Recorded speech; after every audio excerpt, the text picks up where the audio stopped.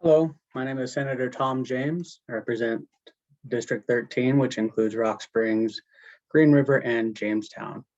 I'd like to thank you for watching my course on Wyoming voter education and taking time out of your day to be here. So my only goal here is to produce informed voters. And I'll do that by giving facts and teaching the process, and I won't be giving any opinions. I'll provide a nonpartisan educational class in creating informed public on the Wyoming government. And I'll be showing you how to navigate the LSO website, which is the Legislative Service Office that creates the website that shows everything that we, the legislature, does. I'll show you how a bill is passed, how to read and understand statutes and the Constitution, how to read a bill, how the budget is passed, and how to register to vote. So let's first look at the Wyoming Legislature website. You can do this either on your phone, a tablet, or your computer. So first, you'll go to wyoleg.gov.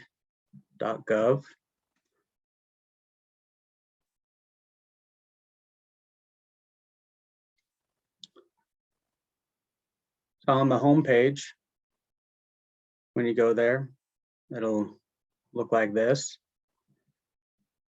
And starting at the top left, you can find in this blue bar right here, the state's statutes and Constitution. If you click on that, you'll see that right here. And then if you move to the right, you'll find the state finances, and under state finances, you'll be able to find everything financially related, from all the state revenue streams and our expenses to the budget process down to local government. They'll talk about the K through 12 finances and higher education. And of course, it'll give you the data book. This is an accessible resource offering a range of state fiscal and budget data, and it condenses a format for Wyoming legislators, the public, and press. Next to that, you'll find our handbooks and policies. And then next over, you'll see a tab called Citizen Engagement.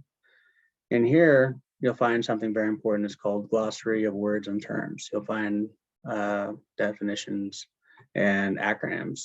This will be very, very helpful. So down at the bottom of the page, this is something that'll be at the bottom of almost every page on the LSO website. If you click on calendars, you'll be able to find all the meetings that are going on and are currently scheduled, whether it be during the interim or during the session. So in the left column, you'll see it'll either say joint or House or Senate. This is, if it says joint, that means both the House and Senate are meeting at the same time. If it just says House, that just means House representatives are meeting. If it says Senate, that means the Senate is meeting, the Senate members are meeting. Next to that, you'll see who is meeting, whether it's revenue, corporations, appropriations, means what members are meeting. Then you'll find the meeting time, date, or the meeting date, when they'll be meeting, the time, location, during the interim, could be anywhere throughout the state. Now you'll see stuff like this. These are different councils and things like that. These are not our specific committees. These are committees, these are just different committees that we can be assigned to, but that we're not obligated to attend. And then this is the city in which they're located.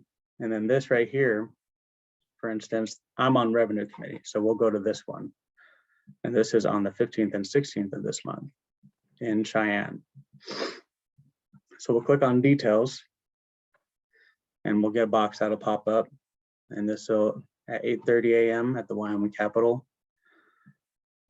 So On the first tab, it says meeting, and this will explain what it's kind of about. And then at the bottom, you'll see who's on the committee, and then they'll have the senators and representatives.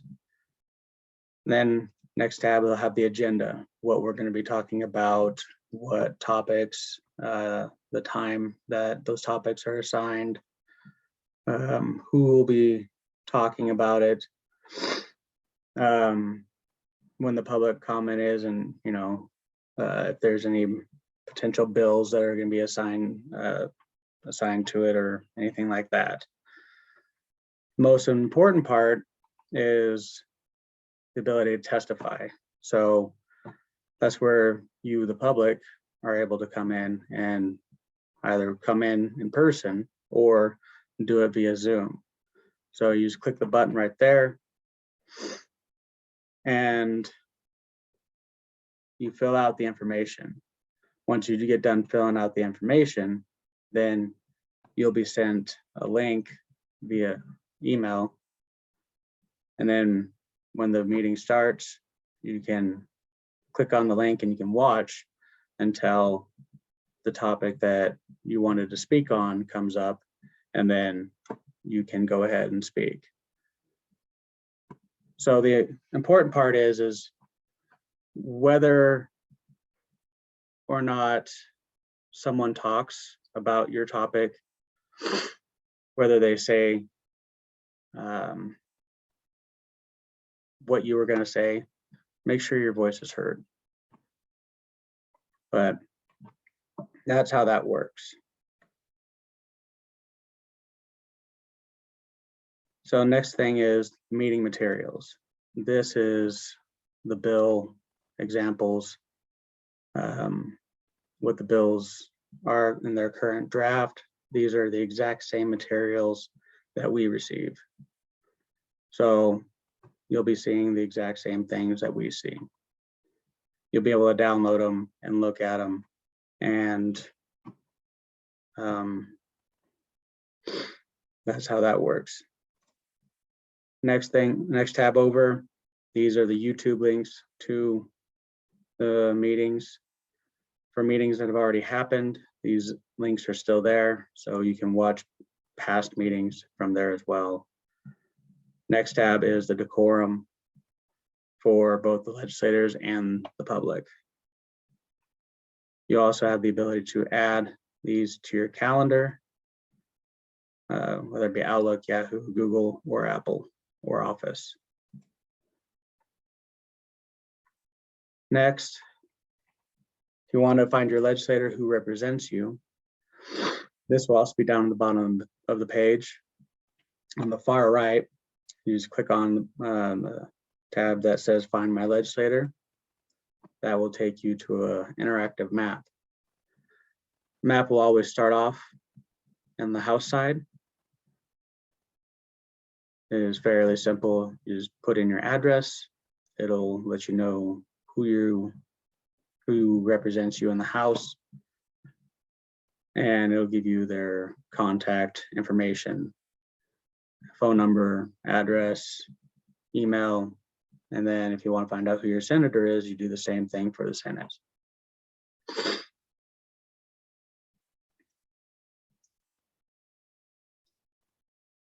So how a bill is passed. First, a bill is drafted by LSO for a committee or individual member. Most people think that we write our own bills. That's not the case for most of us. Some of us can, most of us do not. And after that, the bill title is read aloud and assigned to a committee by the presiding officer. That'll be the Senate President or the Speaker of the House. During a budget session, which that's what's coming up, budget sessions happen on even years. General session is on odd years. Budget sessions are only 20 days. General sessions are 40 days. According to Wyoming Constitution, we're only allowed to be in session for 60 days per biennium. So the bill title is read aloud, and then is assigned to a committee. After that, the committee hears the bill and votes whether to pass, do not pass, or pass with amendments. During this time, this is where you, the people, come in and are able to testify on the bill, whether you agree with it or do not. That is your chance to have your voice heard. Members in the Chamber of Origin, the first house, debate the bill for the first time during Committee of the Whole and vote to support or oppose it. Now, during Committee of the Whole, there are no roll calls. It's either a voice vote or a standing vote. And a standing vote only happens when the chairman can't tell whether or not it passes or fails, or someone either on the floor can't tell, and so they can call for a division. The bill is debated and voted on in the Chamber of Origin during the second and third readings. So during the second reading, normally the Speaker or the Senate President ask if there are any objections. If there are no objections, then it goes on to the third reading.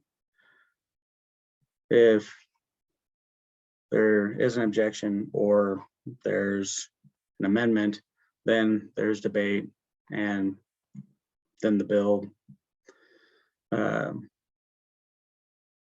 there could be a vote on it then, but majority of the time, it just goes on to third reading, where there is a vote, a recorded vote at that point in time. So if passed by the Chamber of Origin, the bill moves to the second chamber and the process above is repeated. If passed by the second chamber with no changes, the bill is sent directly to the governor for his signature or veto. If the Senate and House versions of the bill differ, a joint conference committee is appointed to reconcile the differences. If a compromise is reached, the bill is sent to the governor. If a compromise is not reached, then the bill dies. The governor can sign or veto the bill. The bill can also become law without the governor's signature. The legislature can override a governor's veto with a 2/3 vote by the House and Senate. So now I'm going to take you and show you how to find a statute. So when someone talks about a statute, they'll normally refer to it as, in this case, 21-9-102. So we'll go to the WildEgg website. And once again, you can follow along if you'd want. So we'll go here to State Statutes and Constitution. We'll click on that link. We'll go down about halfway down the page. Click on Wyoming Statutes Annotated.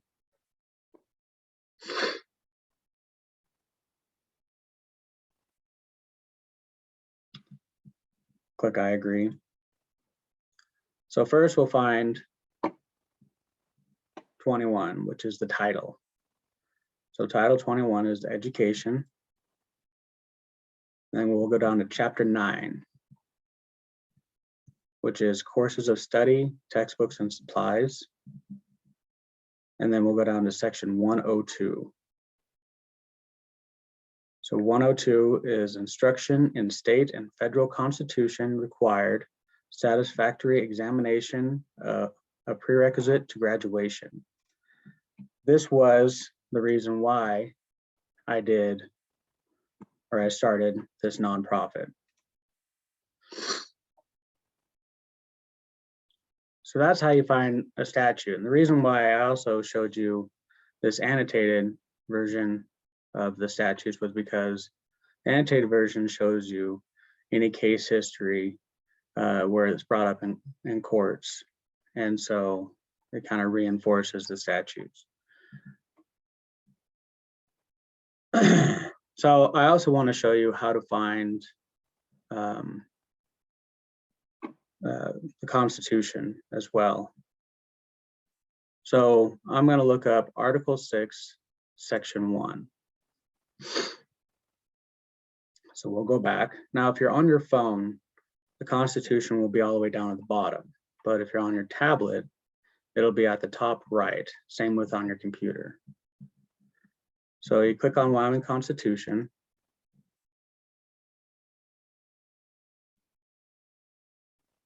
And you hit that little plus sign and it'll expand that. So Article 6 is suffrage and election.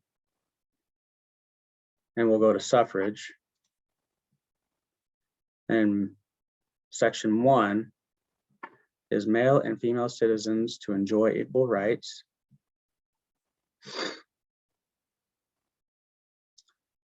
And that reads, the rights of citizens of the state of Wyoming to vote and hold office shall not be denied or abridged on account of sex. Both male and female citizens of this state shall equally enjoy all civil, political, and religious rights and privileges. So a little history about Wyoming and why I find Wyoming one of the greatest states is in 1869, William Bright, a saloon keeper and president of the upper house of the Wyoming Territory, introduced a bill granting all female residents 21 years and older the right to vote.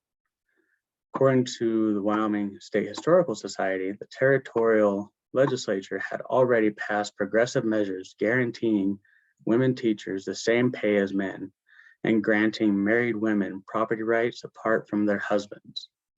Bright's measure backing universal women's suffrage, however, would be groundbreaking in the United States.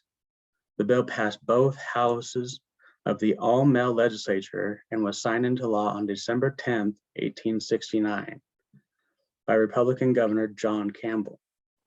In 1889, Wyoming vied for statehood and refused to join the Union if the laws giving equality to women were not upheld, telling Congress, which wanted the suffrage law rescinded, via telegram, we will remain out of the Union 100 years rather than come in without the women. Congress relented, and Wyoming became the first state to grant women the right to vote when it became the country's 44th state in 1890. And that's one of the reasons why I love Wyoming.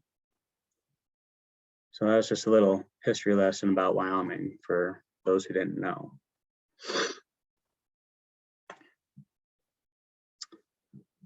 So now I'm going to show you how to read a bill.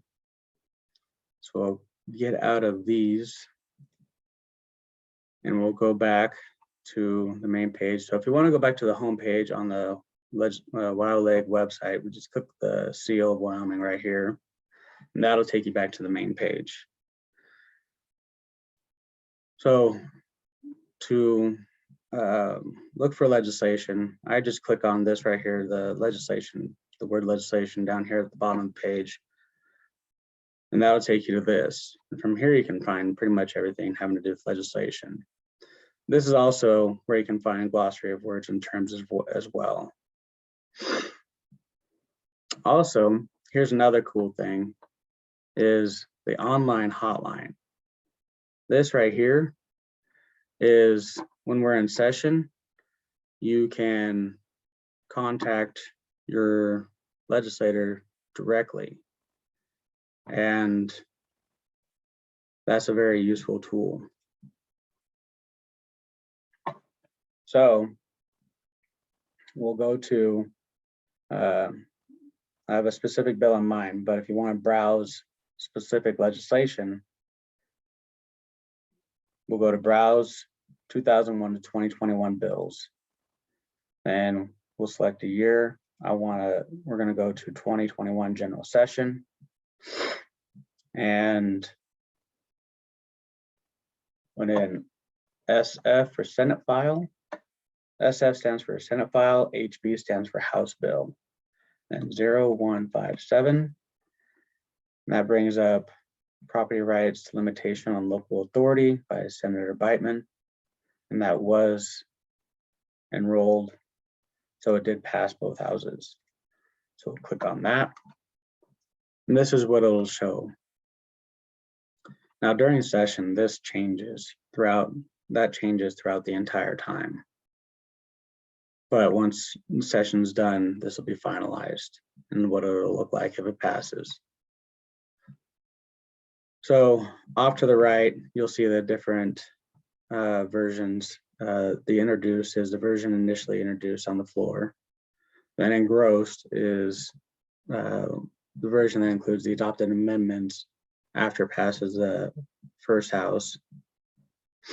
And then the enrolled has the amendments from both houses. So up here on the tabs, you have the status, so you can follow along as it goes through the session. Next tab is the amendments. You'll be able to see what the amendments did to the bill and what language it added or took away. If it has any fiscal impact on the state or counties or wherever this particular bill, what it did. You'll be able to see the votes, who voted what, whether it be in the committee or in the Senate or the House committee or wherever it was. And then the digest is kind of an expansion of everything, but all in one spot. And then the summary is pretty much what that is a summary of kind of what happened. So we're going to go here to the engrossed because that'll show the amendments and kind of what happened in the first house. So since this started out in the Senate, this is labeled a Senate file. And the two main things is when you hear of a bill title, most people would think that this right here would be the bill title. Well, that right there is actually the catch title. Property rights limitation on local authority is actually the catch title. The bill title is this right here. Why they did that, I don't know, but that's when someone says the bill title, this long part right here is actually the bill title. Then down here is when you see something in red, that's new language. That's language being added into existing statutes. So this right here is language that's being added to Wyoming statute 15-7-101. So if you wanted to go find 15-7-101, you can see what's already there. And then this is the language that's being added to it. So if they're trying to take away language, you would see blue lettering and then strike through in that language. But there's nothing in this one. But that's what you would see. All right, so we'll go ahead and move on to the budget overview. So the budget, the state of Wyoming operates on a biennial budget, and the fiscal year begins on July 1st and ends on the following June 30th. And budget requests are prepared by agency fiscal personnel in conjunction with the budget division of the budget of the Department of A&I, which stands for Administration and Information.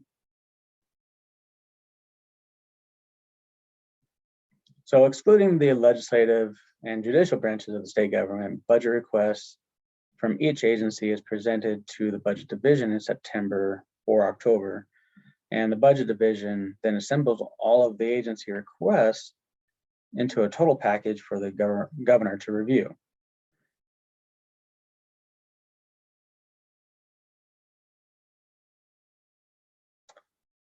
The agency then may develop an exception budget request, and exception request asks for increased or decreased funding necessary for increased levels of service or to transfer funds and positions from one program within an agency to another. So in a nutshell, the budget division makes a budget based off of what happened the previous year. And then those agencies come back with, hey, this won't work. We need more money, or we need more positions. And that's how that pretty much works. So, and then those agencies, this is all done to the Joint Appropriations Committee, or JAC. So in addition to the General Appropriations Bill, the JAC may sponsor the following appropriations bills: state capital construction, school facilities, and local government funding. So how to vote, or how to register to vote. So in order to register to vote, you must meet the following qualifications and provide the following required information. So you gotta be 18 years of age on election day. You gotta be a US citizen, and you gotta be a resident of Wyoming and the precinct in which you will register. You have to provide your valid Wyoming driver's license. You also have to provide your Wyoming driver's license at the voting booth.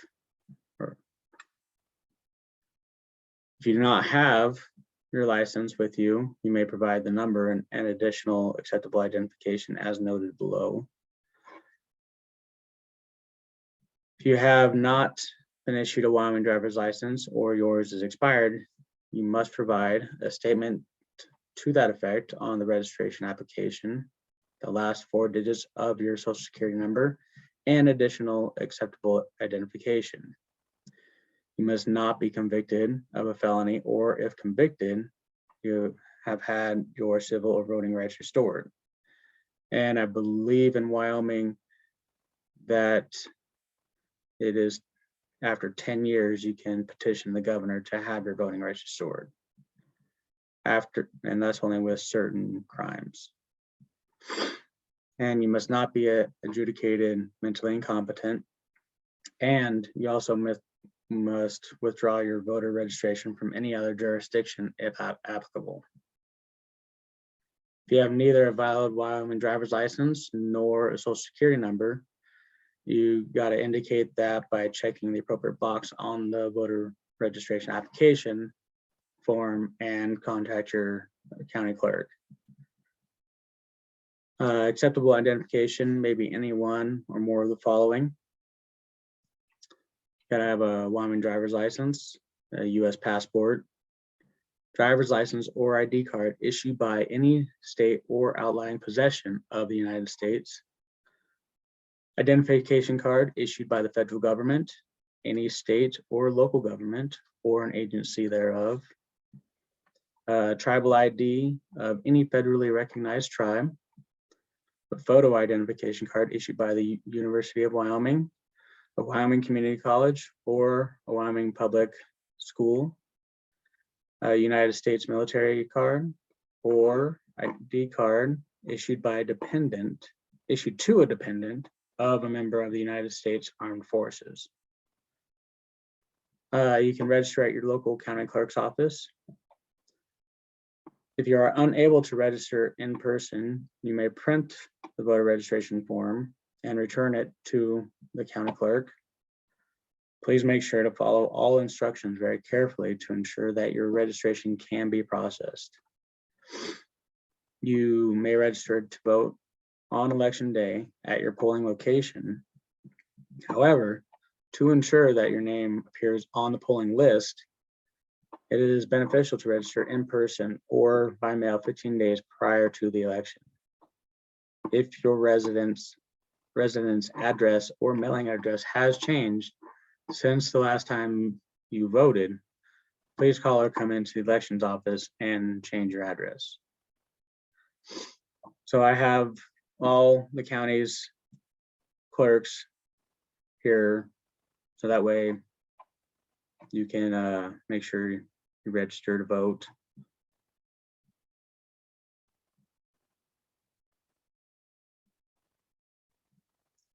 And I appreciate you taking the time out of your day to watch this and Thank you.